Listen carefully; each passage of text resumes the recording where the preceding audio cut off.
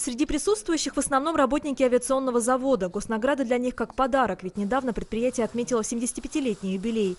И хотя каждый из 7000-го коллектива достоин поощрения, к почетным орденам и медалям представили лучших. Для многих ветеранов труда это стало настоящим сюрпризом. Откровенно говоря, я не ждал, конечно.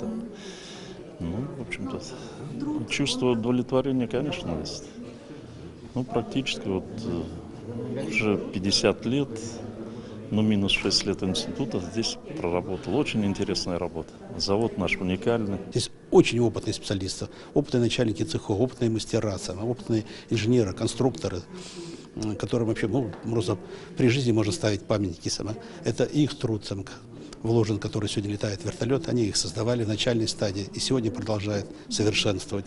Наградили сегодня не только заводчан, но и работников образования. Учителю русского и бурятского языков Хоринской школы Ксении Гармаевой присвоили звание «Заслуженный учитель России». У педагога не одна заслуга. Она лучший учитель страны, а также автор нескольких учебников по бурятской литературе. Когда мы учим детей, мы учим все вместе сообща.